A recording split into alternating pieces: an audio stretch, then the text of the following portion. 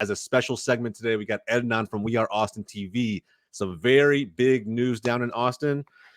Kind of hits me a little bit different as a Dallas fan, and now we're going to talk about it, bro. Let's go ahead and jump right into that as our first segment. Nico gets hired down in Austin, man. It feels weird. It's still kind of like it's like wafting over me. It's processing a little bit. I'm sure Austin fans, from what I've seen on the timeline, they feel a certain type of way. I think it's a mixed bag right now. How that's how I would describe it. And how would you describe the feeling down in Austin right now? No, it's definitely mixed emotions, man. You kind of hit it spot on there because, of course, Nico Estevez just got sacked from your derby rivals. He was let go. Was June of 2024. So I mean, this is a guy that you've played against multiple times. You probably know him pretty well as the FC Dallas coach as of recent. So there's definitely mixed emotions. I think maybe now that the official presentation took place and he got to speak to the media, he got to speak to the fans. We had a chat with him. I think more people maybe are obviously feeling that honeymoon phase, kicking in right now. So, ain't no telling how long that lasts, right? But like I was telling some of my buddies, I mean, that's only going to last until maybe the team starts to lose games or whatnot. But as of right now, it feels like folks are kind of maybe turning the page on him and saying, hey, you know what? We don't have any other option but to give this guy a chance. We already live what we live with Josh Wolf. The bar is very low if we're talking about Austin FC. What can Nico do? I mean, there's been some games where Austin played FC Dallas and Dallas mopped the floor with Austin, if we're being quite serious. But I mean, there's definitely mixed takes right now going on in Austin. Yeah, for sure. I would say even in Dallas too. Like, believe it or not, there's some Dallas fans that quite a few actually. I think that didn't agree with his firing. That for one reason or another, maybe it came too late. Maybe they should have equipped him a little bit better, considering the roster and how it was poorly built. There's a lot of back and forth at play, but I think a good chunk of the fan base is like, this is kind of just ironic, right? Like you literally hire someone who got fired midway through the year and one of the few teams that finished below Austin in the table. I won't fixate on that too much. I think for me, the question I have, because I feel like this has to be running through your mind, bro. This feels like Josh Wolf 2.0. I don't know why. Maybe it's his background. Maybe it's what I the football I was watching being played on the pitch right before he got fired. I mean, it was so pragmatic. It lacked so much creativity at times. It felt frantic a little bit too. I don't know, man. How do you feel about that? No, and I mean, there's a little bit more to that also. I mean, if you look at their resume, they're both Columbus Crew guys. They're both U.S. men's national team guys. I mean, there's similarities, there's connections between both of these managers. However, with Nico Estevez, at least you can go further back and say, oh, well, he had youth work. He worked in La Liga B. He worked in Valencia's first team, right? You can at least say that he had that. And of course, that's Austin FC fans doing their research, trying to find some positive from this signing. I mean, we're literally going back all the way to 2004, dude.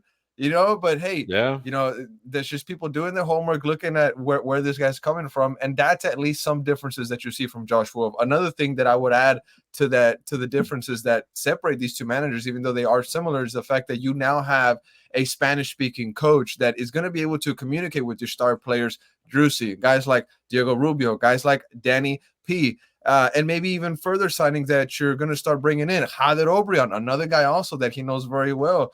And then just one more box that probably this signing ticks off is the fact that there's going to be a little bit of a Spanish connection. Our new sporting director down in Austin is none other than Rodo Borrell, who comes from Spain himself. So, I mean, there's going to be a little bit of a Spanish connection there. This is a guy that, to me, looks like it was somebody that checked the boxes for not only Rodo Borrell, but Anthony Precourt, which is ownership. And it involves the U.S. men's national team bubble and whatnot. And that goes back to the similarities that we see with him and Josh Wolf. Now, hopefully with this pool of players that he has, he's able to separate himself from the philosophy that Wolf left here. And hopefully he's able to, to fully implement the kind of style of play that he wants to have down here in Austin, which is just 3 hours away. So I don't know if I should say down here. Yeah, bro. Yeah, I'll be curious to see what that looks like. Again, different weapons at his disposal, a familiarity, like you said, with Obrian. There's there's almost sometimes things in common between FC Dallas and Austin FC too. I would draw a lot of comparisons from this past season specifically in terms of how both of our teams played at times throughout the year. Yeah, man, this is really interesting. Look, I want to touch on this before you go. You guys sat down with him, man. You got the exclusive, right? You talked to Nico, and you mentioned playing style. That was one of the questions, and when I watched the interview, right, one of the questions that I think his answer stuck out a little bit. I'm kind of curious to see how he develops that further. But I pull this little clip up right here because I think it's interesting, right? Like the public criticism, we're just talking about it now. How is he going to be able to change the fans' minds, whether it's Dallas fans or these, again, these Austin fans who have a new coach? Do you are you looking for that? Like, do you have hesitations about Nico right now based on your conversations, with him? I know Alex did the interview, but how are you feeling about kind of what he said? Honestly, man, based on the conversation that Alex had with him, I mean, I was right there listening to what he was saying, but I mean, it gave me a lot of positive vibes, but like I said earlier, that only goes as far until this coaching staff starts to lose games, right? But based off what he was saying, it was pretty much what everybody wanted to hear, right? Saying that he wants his teams to be aggressive, to be intense, at home, be tough to play against, because we know that in MLS, the recipe is to win at home, and playoffs is most likely going to be the case for you. But some of the other things that he said, I mean, it's pretty much what Austin FC fans needed to hear.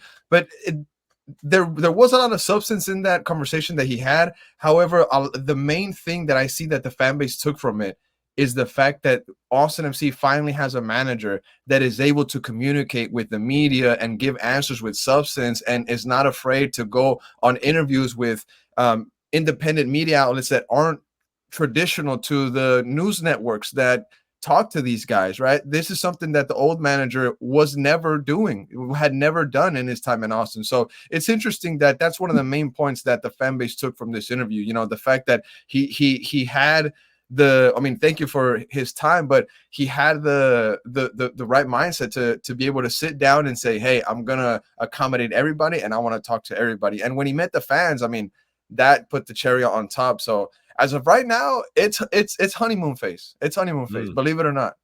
Yeah, no, I believe it, bro. I don't doubt any of that. I mean, when a manager shows an appreciation for the fans that a previous manager didn't, it's automatically going to have just those good vibes, right? We'll see how long it lasts. And that's me saying that we don't know how long it lasts. This could be the right manager for Austin FC. We have no idea. Before we go, man, fellas, any just like reactions to this? How are you guys feeling? I think it works. I think in some sense for Nico, I think at the end of the day, you still got to go work. Maybe you didn't have necessarily the best record when you had with FC Dallas this past season, why you got fired. And I mean, I can understand why some Austin FC fans would be worried in some sense because of what happened. But I mean, some coaches, they have a terrible year with one team, but then can flip it around with another team. I mean, a lot of Dynamo fans, and sorry for trying to use a Dynamo here, but I mean, a lot of negative thoughts came from Ben Olsen, right? Like everyone's like, this dude's washed. What are you guys talking about? This guy, look what he did with with DC United, and he comes in and he was the right guy for this situation, and every situation is different for everybody else, and I think um, maybe his ability to speak Spanish could be beneficial. It could go two ways here for Austin. It could either be very similar to Wilmer Cabrera, who, because he was able to speak Spanish, a lot of the players found it really easy to identify with him. He was also a former player, something that a lot of guys were to agree with. I'm not very that well in knowledge about Nico Estevez, like as far as a playing career goes, but the language, I think the language barrier is going to be beneficial for Austin FC. But once again, the guy needs a fresh start. And I mean, if Austin's that team that sees something in him, and maybe it is a Spanish connection that Hernan was talking about. You know what? Sometimes with sporting directors or GMs, however you want to look at these titles, they need to bring in a guy that they feel comfortable can work together in acquiring players that both have the similar vision. And I think we'll see what Nico does with his attack. I think he normally uses a 4-3-3 if things fall in line perfectly for his tactics goes. Does Austin have those players that can fit that 4-3-3 attack? I think Yeah, I mean, there's something in that team in Austin. It's just now to find the right players to fill in certain roles. Yeah, I would agree. good And take. it's true. I think he's got That's a some of good the take. pieces. He ran a 3-4-3 with Dallas in the last season, but it was somewhat out of necessity with again how he was tooled with the roster. So yeah, man, look, it's an interesting time in Austin FC. A lot has to kind of change, I think. Before I let you go, bro, any prediction for how this plays out? Like what's not even prediction.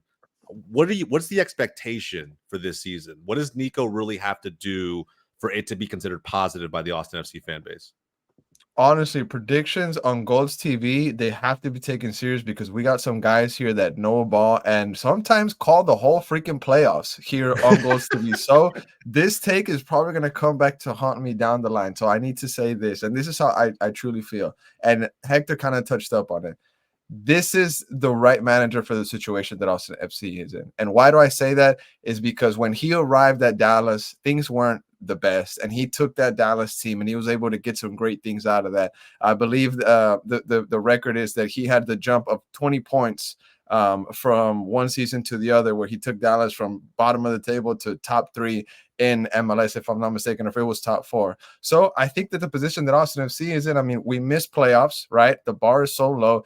This is a manager that if all the pieces fall into place, if this team can stay healthy, I think that's the biggest piece of the puzzle. If you can stay healthy in MLS, you can have a great season. And I think Nico Estevez is coming in with positive energy, with good energy. And as long as everybody is united, I think that this team can achieve great things. We'll see what happens. But like I said, health, staying injury free, and just guys putting the ball into the back of the net. This is their job and they need to do it. So the boys have to back up their new manager as well.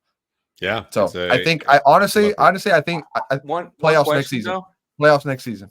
Playoffs next season. All right. I'm writing it in right now. I'm writing it in. Druzy, where is that falling in line right now with Austin? Oh, that's a good question. Man, so we asked him, we were like, hey, are there any players that you are identifying that could be, you know, keys in your future game plans? And, you know, of course, he gave the manager answer saying, hey, well, everybody's going to be big in the plans that I have. Everybody has to play a big role. But I mean, if you're Druzy, I mean, you have to be looking at this as like saying, hey, this is good for me. This is good for me, because whatever happened with Josh Wolf, I mean, the fact is that you needed a change ASAP. And maybe the firing took longer than it should have. We know how this league is, how it works. But to me, it seems like the players are taking this in as a breath of fresh air. I mean, this is a guy that's going to be able to connect with them on maybe a whole different landscape, on whole different other subjects, whole different points than what Josh Wolf and his coaching staff were. And I think Druzy is going to benefit from this change. I see him probably returning to somewhat of that player he was in 2022. It's hard. It's hard to be that MVP candidate, but I see him, you know, being similar to that guy.